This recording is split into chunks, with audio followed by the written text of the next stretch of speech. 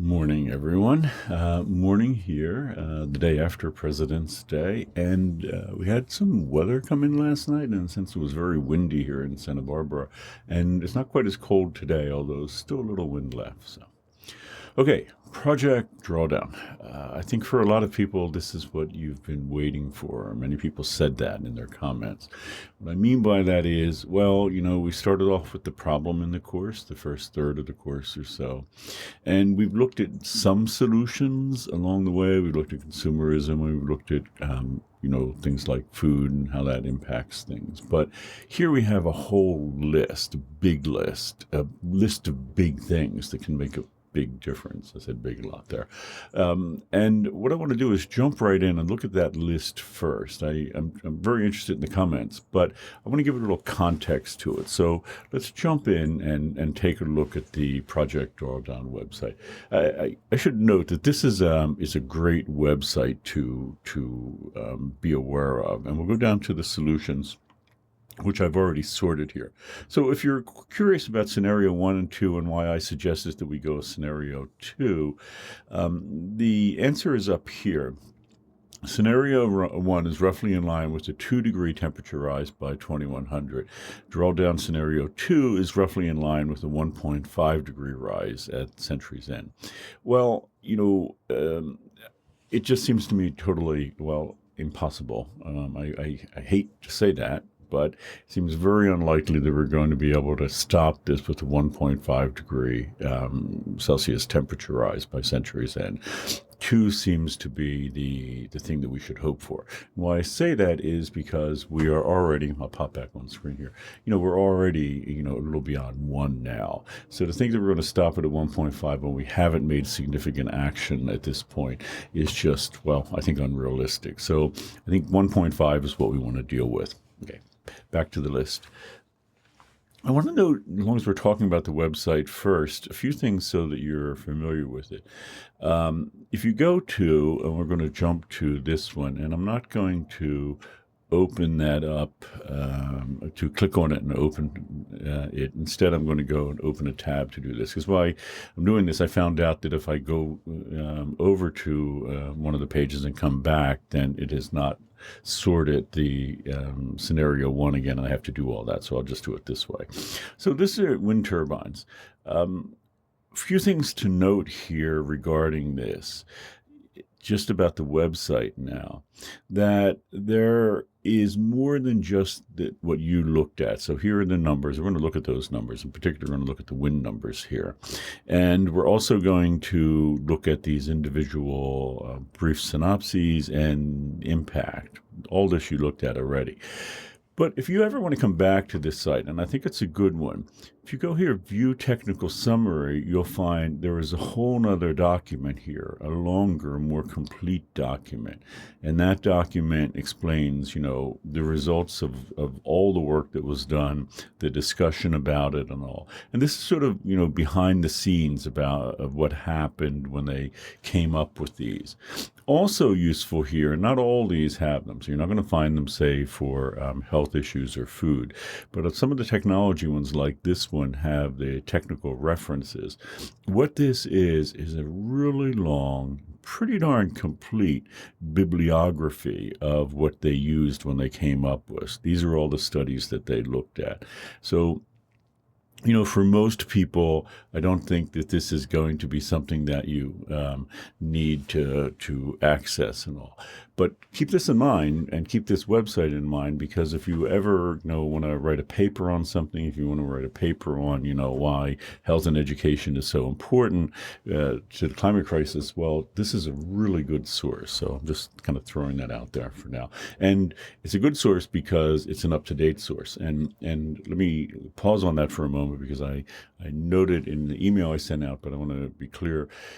This site is changing daily. It's not quite like Wikipedia, but it is a living document that changes. And that's why the lecture that I made, which I made last year, is different insofar as the numbers I reference are different, and it's going to continue to be. That happened, the big changes they made happened pretty close to when this class started, and I thought about redoing that lecture as a consequence, but there was a lot to do, and not so much from my end, but if you noticed, all the, clips that are brought into the films and all, my short lectures, those are all done by a team of UCSB students, and it was quite a job to make those, by the way, and I'm not taking any credit at all, because it was the students who did that, and we actually would meet once a week, and we had a team meeting, and we figured out how to do it and all, so it was kind of a job. So instead of redoing it, which I think is going to happen for next year, instead I just kind of went with it. So apologies if it's a little confusing, but hopefully it shouldn't be too confusing. So a few things. The obvious thing, the 800-pound gorilla in the room. Well, actually, it's not. It is the 235 gigaton gorilla in the room, and that is these first three things. The first and third are, of course, regarding food, and that's why I set this week up, insofar as you're also doing Cowspiracy this week, and the alternative film is Wasted, and the two of those are on topic 3 and 1, respectively. Wasted is a great film, and if you didn't get a chance to watch it, you should, and I went back and forth on deciding whether or not to make that the required film, and if you had English 22, you've already you've watched both now, but I thought in the end Cowspiracy is kind of a more, I'm not sure, not accessible film, but one that sort of has a greater impact on people in my experience. But anyhow, health and education is something that we've talked about, and it's an interesting way of naming what it is here. And basically what it is, of course, is the education, true, but of girls and women in particular, and health, and that would mean the reproductive health of women. And it's, if you didn't know what that topic was when you read it there, you would be a little confused, I guess. But anyhow, these top three are absolutely huge. So if you go down here and look at what you might have thought, and I always go back to this as a reference, like, wind turbines important. Well, I added these three up, and so I said, I think it's about 235. I just did it in my head before I started talking here. But 235 compared to wind turbines here at 47. But in fairness, there's a lot of talk about doing offshore wind, and it's actually down lower in the list. And that, I think, is around 13. So if you added 13 to 47, you get 60. So wind, 60. These three, 235, almost 4 times bigger than wind. I mean, it's absolutely huge. And it's something that, just a lot of people don't talk about regarding this. So there's good news with this, very good news, I think, and that is that these three, well, the other thing about them, and what I noted in my talk is slightly different, that when Project Drawdown came out, there were originally 100 things on the list. I've gone down and counted them one by one. It's 80-something now, so a few dropped off along the way, and I'm sure some are going to be coming back. But if you go down, and let's scroll down here to when we get to here, multistrata agroforestry. This is the end for our first 25. If you added up all the ones below here, plus this one, plus electric cars, if you added them all up, these three are bigger than everything beyond number 23, which is electric cars. I mean, electric cars just kind of get thrown in this, so inconsequential in terms of all this. I mean, again, electric cars, it could make a difference, but we have a very distorted impression, or I would say the public has a distorted impression of how important something like electric cars is compared to how important something like, educating women is. It's just very important. So these three are, they're the 800-pound gorilla in the room. And the good news is we can all do something about these, right? We can all shift away from beef. We can tell our friends about it. We could go to, and we'll look at this one in a minute. We can go to a largely vegetarian diet. We can reduce food waste. We can't do it all here, right? Because there are issues. I mean, food waste, yes, in the U.S. it happens a lot at the consumer level, but it happens elsewhere in the food chain, in the food system, and in other countries it works differently. So personal action is important here, but even here, we need larger intervention. We need both activism and government intervention to make a difference. And health and education, yeah, we can do that. But it's limited because of the role that government and other institutions have on that, and that's very unfortunate. What I mean by that is, well, you could say, so birth control, birth control should be available to everyone, including, options of last resort like abortion. But it's not across the planet. It may not be in the United States, as Roe versus Wade, may be contested before too long, within a few years. And what that means is that will not be an issue, as I think it should be, for women. It should be an issue for women. And don't get me wrong, guys, you can use birth control too. It's true. But it is ultimately, these are issues that, should be put to women. And to be clear about the whole issue of education, it's the same issue. Because, there was a time in the 20th century where there were various large governmental policies that were implemented to try to keep population down. China's, one child, and before that, two-child policy, probably the most famous. Those didn't work out very well because, have government sort of intervene in our personal lives. Yeah, it's a problem in that way. But this goes to the family planning thing. If you educate a woman, and it doesn't matter what level of education. The more education you give a woman, the more likely it is that she'll have less children. But what you're really doing there, when you think about it, is you're educating a woman to be able to make a certain kind of choice as to what she wants to do with her life. And, it's okay, right? If people want to go ahead and focus on have a family, and if that's what, a woman wants to do. But statistically, across the planet, in a range of different cultures, in a range of different educational levels, the more you educate a woman, just statistically, the less likely it is she will choose to have more children. That's just the way it is. And that's why it's so important. So again, you would think, well, it's great, just give this choice to women by way of, education and then access to family planning. But, there's resistance all over the planet. There's even resistance here to like the plant-based diet thing. You'd think, well, this should be a no-brainer. Everybody stop eating beef. But there's resistance to that, and a lot of it, and you've probably encountered it. You probably, you may feel it yourself. You may, resist the idea of taking beef out of your life. So it's not that, the good news is these are things that we can do, right? It's just a difference in the way we think and culture works, but that doesn't make it easy, and it's still going to be the problem. So let's jump to plant-rich diets. We talked about this last time. Oh, I might have a problem when I go back there now. We'll see. We talked about this last time, but just to underscore again the 70% and the 63% thing. So 73%. Oh, it didn't. Excellent. I thought it was going to change. It might be different because I'm actually using Safari here because it looks cleaner than Chrome. But anyhow, it might be different the way Safari works. Yeah, plant-rich diet. Again, beef is the main thing. We've talked about that in detail. Health and education of women. Such an important issue.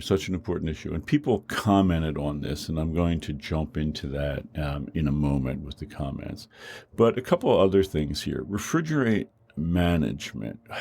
This is so, in a way, frustrating. Well, So the problem here, you know the problem, right? CFCs were a gas that was used in refrigerant systems, and it worked good. Well, it worked great, but the problem is it made a hole in the ozone, so we had to stop that in the 1980s. We realized the scope of the problem and worked to stop it, which we did, and it was one of the great sort of environmental success stories. It was interesting, by the way, that some of the same climate change deniers, just as kind of an aside, were on the scene even back then and arguing that we shouldn't do anything to stop the hole in the ozone. But the problem is, as you've noted, as you now know in reading this, the family of gases that were used to replace it, HFCs, have a problem. Not that they create the ozone issue, but that they, are horrible greenhouse gases. I mean, if you thought methane was bad compared to CO2, these things are, as noted in Project Drawdown, 1,000 or more, 9,000 times worse than CO2. These things are horrible. So the good news is, though, we can phase them out. And we know the problem. We've talked about it, and I'll show you let me jump back to the website here, or to the browser.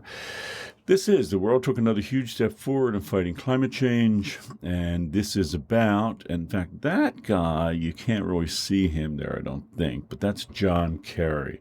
And the big step forward that we took is the world agreed to do away with HFCs, and the U.S. agreed to that as too. We just had to ratify it in Congress. Unfortunately, note the date here, October 15th, 2016. Let me close this. That was, if you remember, October 2016. That was 3 weeks before Donald Trump was elected president. And the Obama administration had spearheaded the effort to act on HFCs, the refrigerants, and John Kerry was the lead person there. And then Donald Trump came into office and did nothing.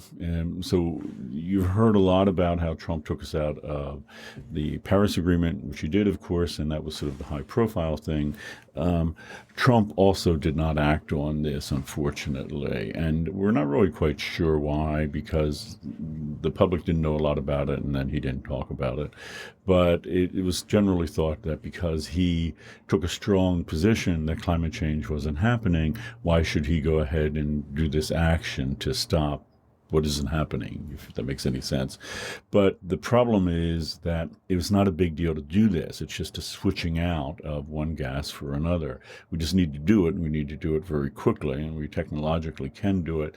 And as John Kerry noted in that article, what he said at the time, and that is, excuse me, this could keep the climate from increasing in temperature by 0.5 degree Celsius. This one thing is so big that it could keep temperature rise down by 0.5 degree. So it was like a no-brainer to do.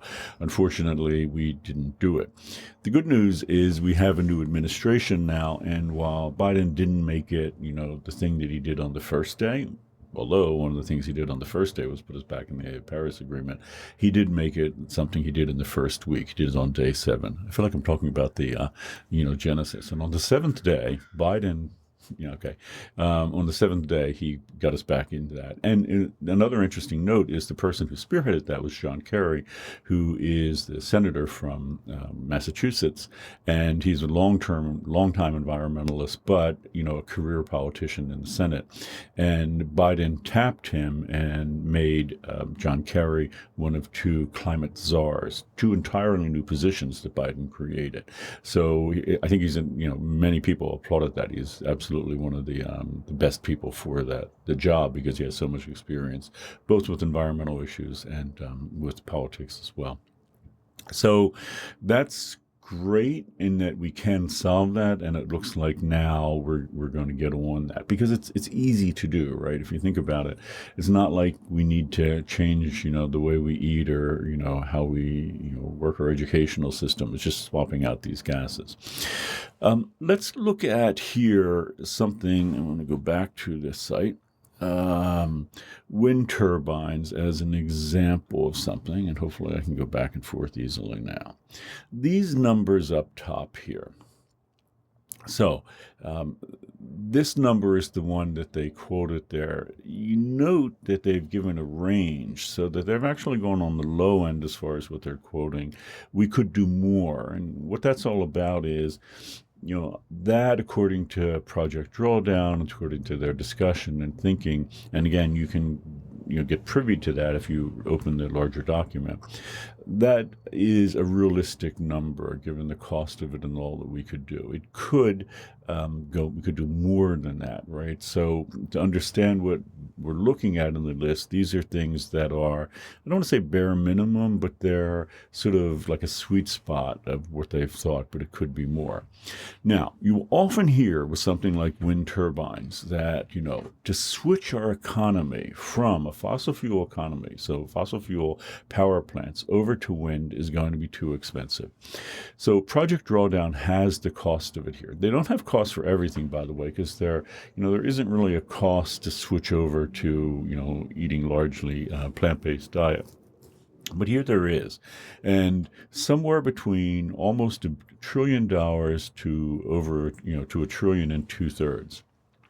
You will hear people say, $1 trillion, how could we possibly afford that? These environmentalists are going to destroy the economy. How could, $1 trillion, you can't even imagine that much money. If they're going to redo the economy, it just doesn't make sense. Costs too much money. That is an argument you're going to hear again and again and again. With the Green New Deal, it's the argument against it. It's everyone's argument against it. But look at the actual numbers, and that's what Project Drawdown here. So let's go back to it. Yeah, trillion, 1.66 trillion dollars.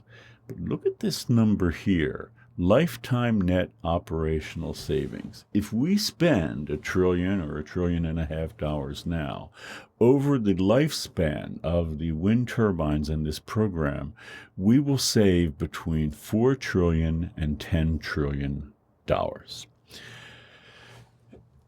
Yes, it's a lot of money up front, but it's like, would you spend $1 now to save $4 or $10 in the future? I mean, it's pretty much a no-brainer. You could think just in terms of the present, but if you are thinking in terms of the future, and we do, it absolutely makes sense. And let's go back to this Project Drawdown again. Let's look at something like utility scale photovoltaics.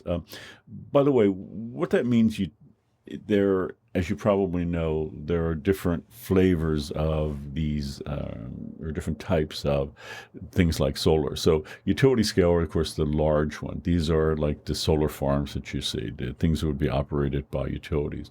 You can have solar smaller, like I'm looking over at the solar on my house, and a lot of people do. That's a different category here. So Project Drawdown wanted to break all these out, in part because it gives us a clearer indication what we should pursue. But let's jump on that one and look at those numbers again. So here, you're talking about costing somewhere like $1.5 trillion or even less. Part of the reason is solar has gone down in cost so much in recent years, really. And, let's give credit where credit's due. If there's one place on the planet that brought that about, that caused this, and because now solar is not only competitive with, like, if you're going to build a new power plant, if you're going to do, say, gas-fired or coal-fired, those have always been the standard. Coal has always been cheap. Solar is now cheaper than either of those. And who do we have to thank? We have China to thank for that. China is the one who developed the scaled up, the large-scale technology to make solar really affordable. So you can say, again, $1.5 trillion, that's just crazy. But look at this number down here. $1.5 trillion, but over the lifespan, $13 to $26 trillion. $13 to $26 trillion will be saved. And why? As I've said before, solar doesn't break. I mean, it can break, but generally it doesn't, and it doesn't wear out. Again, I think, to my mind, and again, I'm not a scientist, but a photovoltaic cell, a single crystal, is the most amazing, maybe, invention human beings have ever come up with. Yeah, sorry, I'm sure there are better ones, but look, it's a thin, wafer of silicon, and it's been modified a little. It's been doped on either side, and there are wires on the back. But photons go in one side, and electrons, i.e., electricity, comes out the other side. That's it. There are no moving parts. There's nothing to it. That's what makes them so great, and why the cost is so low once you install them. And I mentioned one of the previous lectures about my house.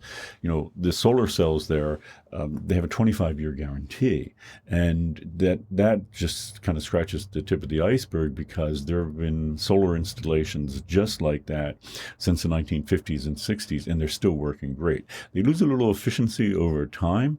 Maybe they drop down to like 80% of what they originally were, could be even less. But you just put more solar cells on, they still work just fine. So these are things, if you put the money up front, then the cost savings in the long run will be huge. And I mentioned before, I'll mention again, that set of solar cells, that whole installation cost $6,000, which is a lot of money. It was $5,900, it is. But on the other hand, I wouldn't have even had to pay it. You could have just leased the whole thing. But anyhow, $6,000. If you look at that in terms of years, that's 5 years, right? 5 times 12 is 6,000. And we were paying just about $100 a month every month. So in the first 5 years, 60 months at $100 a month, we paid off that system. But that means we have guaranteed electricity for the next 20 years for free, and maybe decades after that. That's what's being said here. So again, if people argue all this is so expensive, but you actually have to look at the numbers. If you look at the numbers, which Project Drawdown did here, it's terrific. I mean, it's absolutely terrific. And again, even though you hear me keep saying culture, culture, culture, because it is so important, technology is important too. And technology is now at the point where it is going to be, it is affordable. I want to make a little aside, because as far as I know, I think it's today, or right around today, Bill Gates has a new book coming out, and he's going around doing interviews and all. Someone sent me yesterday a link to an interview he did for 60 Minutes, and I'm sure he's going to make the rounds of podcasts and all. To be clear, there are a number of people, technology-focused people, which, not surprisingly, Bill Gates is, who argue that the primary way we need to solve this is through technology. Keep throwing more technology at it, and we're going to solve it. And we need to do things like just use nuclear and all. I am not of that agreement, and Project Drawdown is not of that agreement. You can see nuclear isn't even on their list. Could it be used? Could it make a difference? Sure. But on the other hand, the downside environmentally is so great. And I'm also of the mind that we're just not going to solve this technologically. I mean, you can throw a ton of technology into the automobile, and that's what something like Tesla has done. But if you actually look at the numbers, given the number of people on the planet, the number of people who want cars and are soon going to have cars, I mentioned by the next decade, it'll be 2 billion people on the planet. It's just not going to work. So you hear a lot about that, about technology and all. But if we go back to the actual Project Drawdown site here, you can see technology is important. And I always say it's important. But, other things that we have to think about, and is not high tech, like improved clean cook stoves. So what's that about? And actually going with that, they go hand in hand with that, is lighting. So one of the great sadnesses that people don't know about, and I may have mentioned in a previous lecture, every year, 10% of the human beings on the planet experience the equivalent of smoking 2 packs of cigarettes a day. What's that about? It's indoor air pollution. Where's the air pollution coming from? It's coming from either burning directly in the house, whether it's wood or we saw in the film Before the Flood that they were looking at cow patties, and what those are, of course, is basically cow manure. If you let them out in the sun and dry, and you can bring them in and you can burn those, and people do burn those. It's not so much as it's gross. Maybe it is, I don't know, but they're burned right in the house, and there's not adequate ventilation, and people are inhaling that smoke. They're also using the chief way of lighting in a lot of the world is to use like a kerosene lamp, a petrol lamp. That also puts out fumes into the air. And principally women and children, unfortunately, in homes are breathing all that in. And again, it's the equivalent of smoking 2 packs of cigarettes a day, which dramatically raises cancer levels. So actually, if you look here, improved clean cook stoves, and we go down and look at it here, plumes of smoke and soot liable for 4.3 million premature deaths every year. It's another one of these great examples of, and kind of most of the things on the list, these are win-wins, if not win-win-win-wins, because, you can not only solve the problem of all that pollution of material being burned, but you can help people, because over 4 million people are dying every year of breathing in all this smoke. It's a real problem. The other thing I wanted to look at, though, with Project Drawdown, is look at the categories here: food and agriculture, and land sinks, food, agriculture, and then land sinks. When you start getting down here, land sinks. In fact, if you go through the first 25 things here, you will find that over half of them are land. In fact, they have it's a great website, I think. They have a way of separating it out, so you can just click on land sinks if you want to look at just those. And Project Drawdown actually lays them out here so you can click on them. But look at all these involving land. Look at them all. And here are two friends: plant-rich diet and reduced food waste. But again, other things that we've looked at, that you looked at, like silvopasture and all, temperate forest restoration, tropical forest restoration. These are absolutely huge. And this again speaks to that issue of technology being important. And again, it is important, but it's not as important as some people would believe. First, because those top 3 things regarding food and education and family planning, there's not a lot of technology. I mean, it's not like we need new kind of technology for contraception. We have good contraception. We just have to use it, and we have to make it available, and we have to make it available, if possible, for free. It has to be. And by the way, we should all want to subsidize that, because, one, to give women choice, but also it helps the planet. But that's not a technology thing. And you look at this list of 25 things, and like 14 of them are land use. And these add up, and they're really important, and they're all interrelated. Well, not all interrelated, but they're often interrelated. So what I mean by that is, okay, we get rid of beef. I'm sorry, I guess it's kind of the thing I'm keep pounding on here, but it's important. You get rid of beef. Then suddenly, we don't need to cut down the Amazon the way we've been doing it to grow soybeans or for direct pasture land. We can begin restoring those rainforests. We can restore other parts of country. If we don't have other parts of the world, and if we don't have a desire for as much beef, we can look at ways of growing cows, for example, for milk, because we've seen when we looked at that chart, milk is not that big a problem environmentally, and, we may want it for children and things, although we don't have to. But you may want to do that, but then you could do it in a less intensive way, like silvopasture, where actually the pasture is a forest where, cows are going through and grazing there. A lot of these things are related to that, and we need to do. Now, to be honest, the cat's out of the bag with a lot of this, and it's unfortunate because, tropical rainforests, tropical restoration of those forests, restoration of those tropical forests, it's absolutely important, but unfortunately, they were incredible carbon sinks. In other words, they were holding a ton of carbon in because the sheer volume of the plant material there, and also the sheer density of it and height of it, and the ones that still exist, they are able to absorb a ton of CO2 from the atmosphere.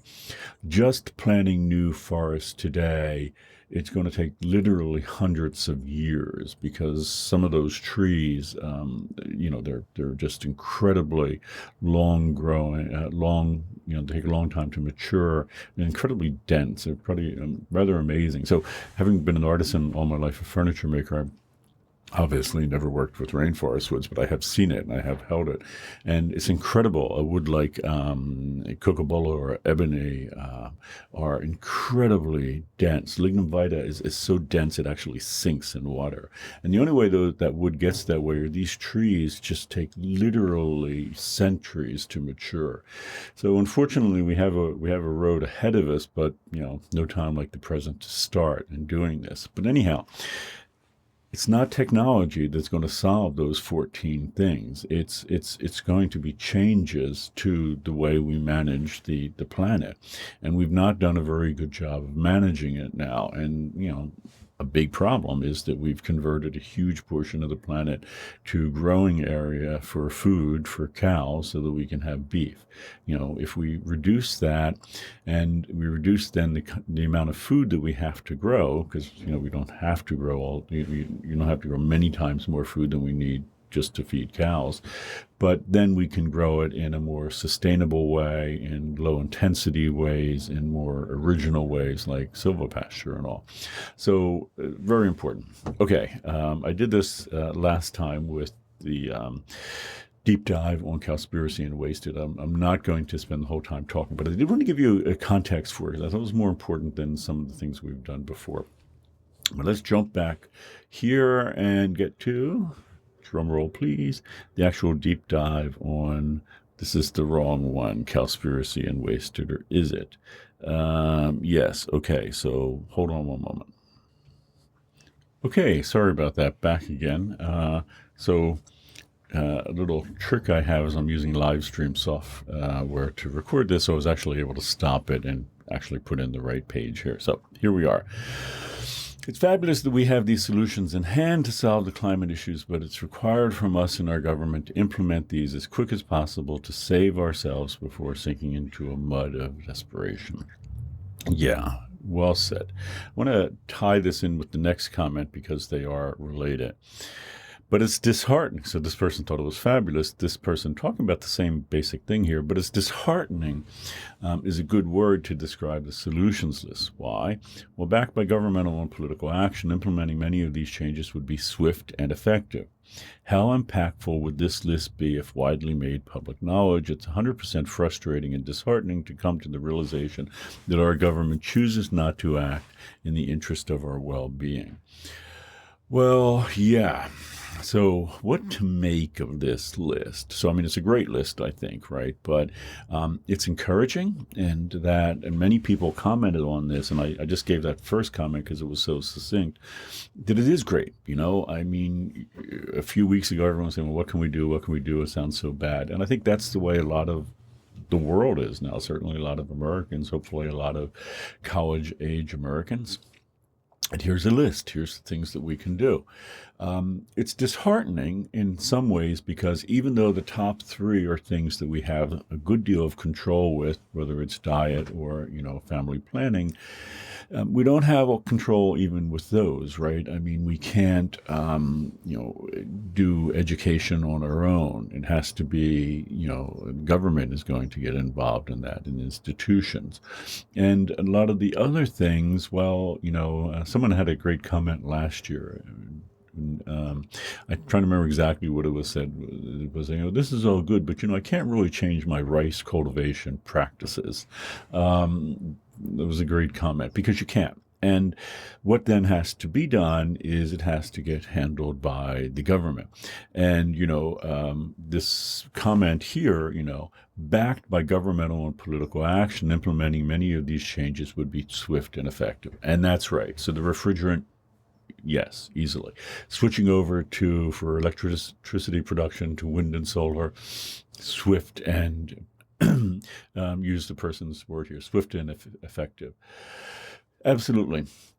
And also, if we dealt with the issue of like beef, we did away with the subsidies for it, if we put a tax on it or some type of pricing with respect to its climate impact, in other words, since it does so much damage, you should pay a tax for that food, and it increased in price, then suddenly beef consumption would go down, we'd free up land, we could do a lot of those changes and all. But what is 100% frustrating, according to this person, and again, great phrases here, 100% frustrating and disheartening, to come to the realization that our government chooses not to act in the interest of our well-being. The other thing noteworthy here, before I forget, is how impactful would this list be if widely made public knowledge? So double problem here. First, and double but interrelated problem, this person really hit the nail on the head.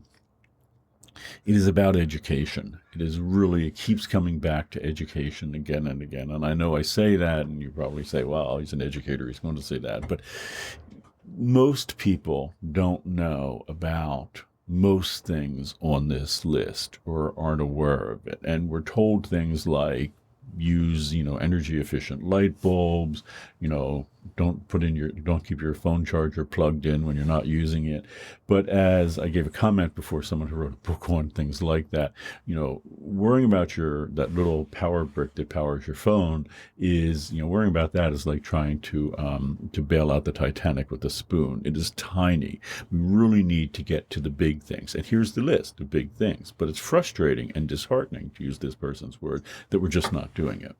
And that underscores the importance of political action and why we just have to do it, because you just can't do these things on your own. Again, you can do some of the big ones, and obviously I encourage you and applaud you if you do the big ones, but the others have to be addressed. And the only thing I would say that the disheartening, of course, is not disheartening, but heartening, is that, we now have a president who is doing these things, and something like, say, refrigerant management, which we just looked at, he's jumped right onto. So that is good. But it also, I think this list sort of teases out the importance of personal action and system change. So we often talk about personal change, system change. People tell you not to think so much about personal change, think about system change. I think you should think of it all, and I think the personal change is very important too. Like, not wasting food and all that. But the system change has to be there too. And education has to be there, because otherwise people won't know. And if you don't know, you're not going to put a politician in, like John Kerry, for example, who's been dealing with the issue for a long time, who makes it a part of his, campaign that he's going to do something about refrigerant management. He came under fire from climate change deniers, as you might not be surprised. And if you actually go to What's Up With That, which is one of the most prominent climate change denial blogs, and put in, Kerry and refrigerants, they pick on Kerry for not wanting us to have refrigerators and air conditioners. And what's wrong with these people? They want to take away not only our burgers, but now they want to take away our air conditioners and our refrigerators. What's wrong with that? Why can they get away with that? Why can they turn people against John Kerry with simplistic rhetoric like that? Well, it's education, because the public doesn't know. They just hear John Kerry talking about why we need refrigerant change, and someone tells them that he wants to take away your refrigerator, and people, what else are you going to believe? That's the effectiveness of disinformation and bad education. But the reality is, if people knew that it's just a matter of taking the propellant in your refrigerator, the gas out, and putting a new, safer gas in, and that's it. And we could do that, and it would make a huge difference. It would actually keep the global temperature from rising by a whole 0.5 degree Celsius. It's a no-brainer, but very few people know about it. And when it does come up, the deniers come in to give disinformation, to confuse things. So it's frustrating and disheartening. I'm quoting the person one last time here. Yeah.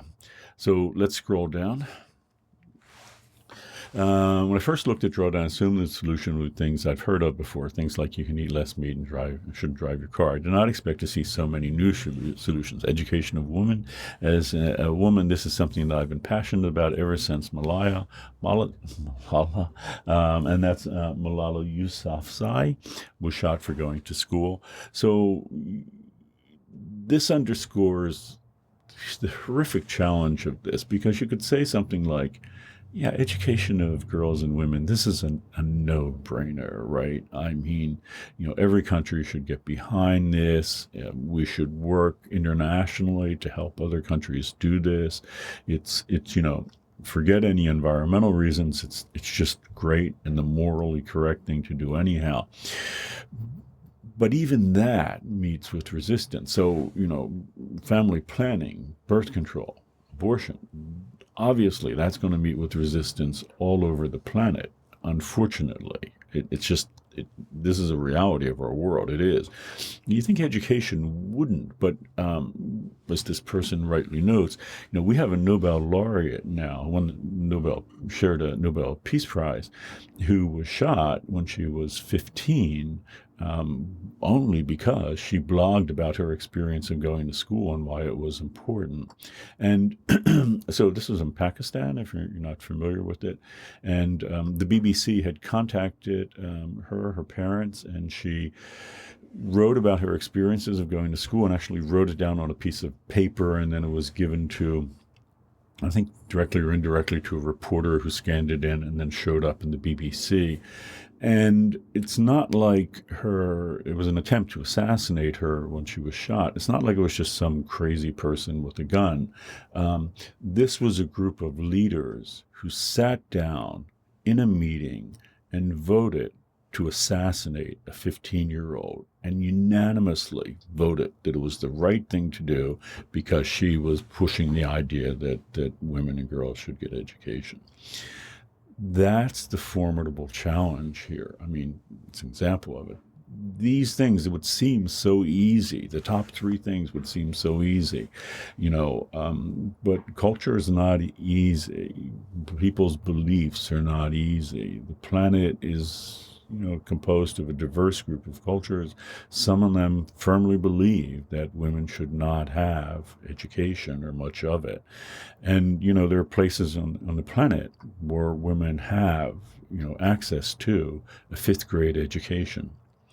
In terms of our discussion, those are also the places that have the absolute highest birth rate in the world, where women are having 6 children. But there's a direct correlation between birth rate and education.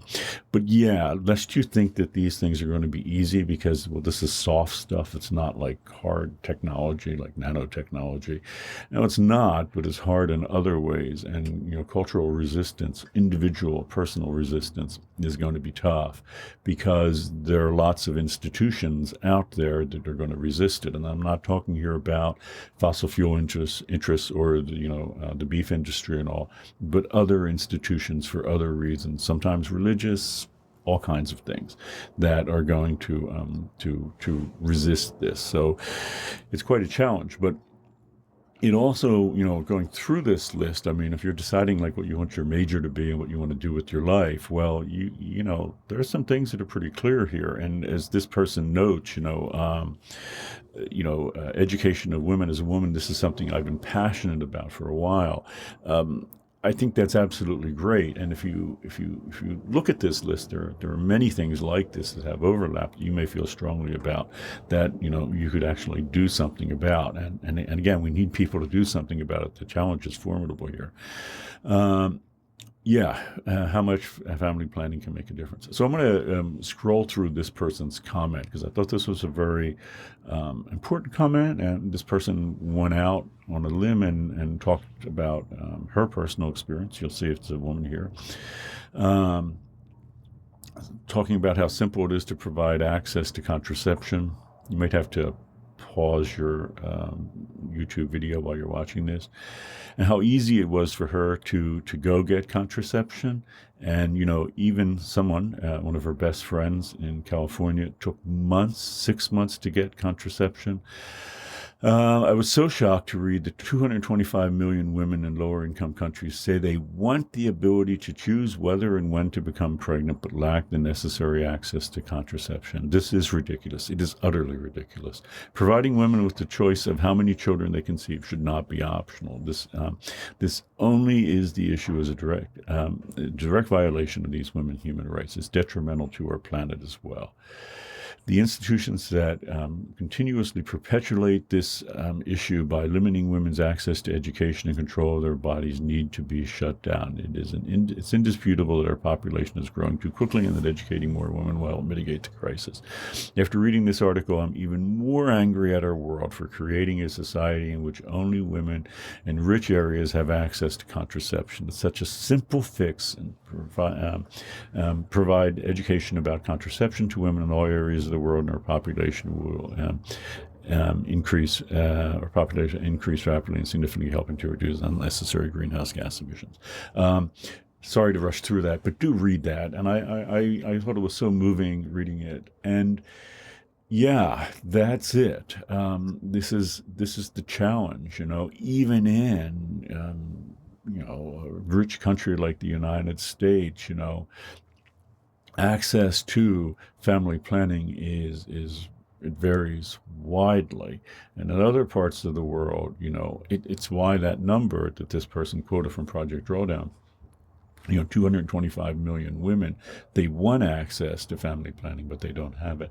And it varies, of course, the kind of family planning that they have access to. And something like abortion, the figure I keep quoting, 97% of all women in the whole continent of South America do not have access to abortion. And that's a problem. If you wonder why there are, those 85 million unplanned pregnancies every year, why 35 million of them result in births, it is not necessarily, it might be, but it's not necessarily the choice of women. It's the institutions that block them from access to family planning, and that is a problem. It's and again, it seems like this shouldn't be as big an issue as it is. It's pretty simple, as this person says. The fact that this isn't happening is just ridiculous. It is, but it is the challenge, and one of the challenges that we need to face. It's absolutely a great point. Okay.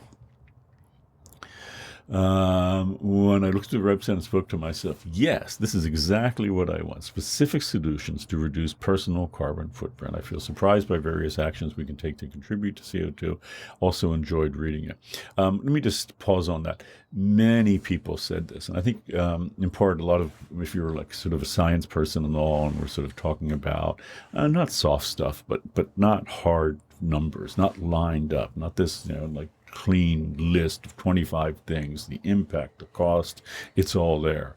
And I think, one of the reasons I put it in is for that, but it's good for everyone. I mean, because this is the fact. These are the facts there.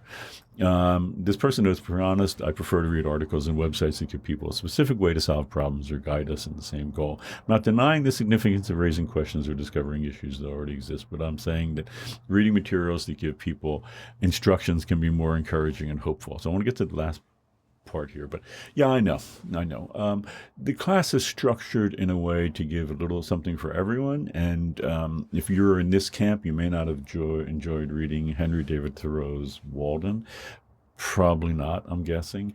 But on the other hand, Walden's important too. So it is, a broad class, so I tried to give something for everyone. And here are the hard facts. But let me continue with the person's final comment. I grew up in China, and I'm sure that our media is displaying advertisements about saving food, water, and electricity. However, it's not until the moment when I read this week's readings that I know that there are even more things that we can do. Yeah. And again, I find these comments so great because, even with the last one, when the person was talking about access to birth control and a friend and all, we often talk about our own experiences, which is great. And that keeps us here in the U.S., But the fact is that this is the whole world involved with this, right? And we think about, as the people did early on in the comments, the U.S. isn't doing enough, and frustration with our government and all that. But, there are other governments, and some of them are doing better jobs than we are. I was going to say some are doing worse. I was going to do that nice, say, back and forth, but not too many are doing worse than we are. And certainly a country like China is working hard at this too, but it's very clear that everywhere has more to do, and that everywhere is dealing with this issue. And I think that's important to note, because every place is going to be dealing with it differently. China, as it's developing and growing, it's going to be different than the U.S. because our economy isn't growing in the same way. Let's put it that way. And certainly in other parts of the world where they need to grow more. I mean, all this is going to have to happen there. But it's good to just remember that this isn't just, about us. Even though, unfortunately, we're important here, and I don't mean to say that in a self-important way that, aren't we important? But we're important because we're one of the biggest problems here, and we were historically the biggest problem. So we have a certain kind of central role here. And again, I don't mean to say how great and special we are, because we're not necessarily great in this context, but we still have, a special role to play here, an important role. And going back to that very first documentary where you saw Leonardo DiCaprio being taken to task in India because the U.S. hasn't taken on that role. But maybe now, with Biden and all, who knows? So let's go to, let's be hopeful. It was great to see, among all the false theories surrounding climate change and global warming, that there are still genuine climate scientists out there who still are fighting to get the real message out about the climate crisis to the public and make them more aware of what's truly going on in the world. If it weren't for people such as these, I myself would most likely still consider electric cars more of a priority, and thought that electric cars would be higher on the top 25. Yeah, just to clarify, electric cars are 23 out of 25. It's because of well-knowledgeable and well-respected climate scientists such as these that issues of climate change continue to surface and inspire new generations of people to rise up and tackle the climate change as a whole. Yeah, absolutely important point. And yeah, we should stop and give credit where credit is due to science and underscore the importance of science. Science has come under attack so much recently. It came under huge attack with COVID, bizarrely, and no one benefited by that. I mean, we all suffered more because of that attack. But scientists are still out there plugging away, doing the work. James Hansen, NASA scientist back in 1988, testified to Congress that we need to do something right now about the climate crisis. But, that wasn't the end of the science intervention. Scientists continue working, continue studying. This issue, is this list, I think, and why I think this is so interesting, and I wanted you to read it, is scientists said, well, okay, here's the problem. We know it's a problem. We're not denying it's a problem. Now, what would it take to fix it? What solutions would we have to look at? Okay, now let's look at them. Let's study them. Let's get it down. Let's figure out exactly how much we could save, how we could do this. And they did it. And what's the frustrating, and so, you'll hear me again and again, did it today, talking about cultural solutions. I think that's important just because look at these. They are so many in cultural ways. But science is so centrally important. Technology is important too. Solar is wonderful. But what this group of scientists did is, is great because they gave us the informed information that we need. Like the last person said, finally, this is what I've been waiting for. I want these numbers. Well, you know what? This is what the world is waiting for, because, you hear things like go, change your light bulbs and all, but we really needed this kind of information to make, informed decisions and action. And that's why I think it's so great, because again, the scientists have stepped up and done what is needed. First, to inform us about the problem and the severity of it, and we see with like the IPCC report how bad it'll be and all. This is another large-scale project, but it's about the solutions. And I just think, we need to stop and do what this person said, and thank this group, because I mean, without this, we'd be working in the dark. We wouldn't know what to do, and we do things that might sound intuitively good, like take shorter showers and use different light bulbs. You should do both of those. But it's good to know that there are other things that are, non-intuitive, maybe, like making sure that, girls and women get education, that are absolutely huge too. So, okay, let's scroll down. Yeah, deforestation, which is a topic I'm very interested in, while forests have been suffering from clearing. Their large restoration efforts in places. Yeah. This is extremely important, and the Project Drawdown, discusses how it's relevant to everyone. One of my favorite points was that most people live around other people, and this means the smaller communities as well as larger communities need to have a stake in what is growing. So stakeholder there, but specifically in what is growing. I thought that was great too. And that's another issue that sort of turns back on us, that we can individually make a difference as communities, not as just people, and what's growing around us. So yes, it's important what's happening in the Amazon basin with respect to the forest there. It's important what's happening in Indonesia with the forest there, and being cut for palm production and all that. All very important, we need to address, but it's right here, what I mean? Looking around here, when I moved into my partner and I moved into this house and into this property 11 years ago, it was all grass. Everything was grass, the whole yard, and that was it. And in case you're not from California, and I'm not, but if you don't know, grass is the worst thing that you can grow in California. Grass has seeds that go down, roots that go down into the ground like 3 to 6 inches. That's why you have to water it like multiple times a week, sometimes like every day, because grass cannot get water from down in the ground because it doesn't have roots if there's water down there. So it's the worst adapted thing. But we planted lots of trees and lots of things here, and it just goes to show that people can make huge differences individually. So I'd look and see that I've gone for a while, so I'm going to stop at that. But it is interesting to look at this list. It's interesting to think about how it works, both personal action, but then underscoring the importance of political action as well, and why we need to do both. And it's just an important list to look at because it explains so much, I think. So, okay, so take care.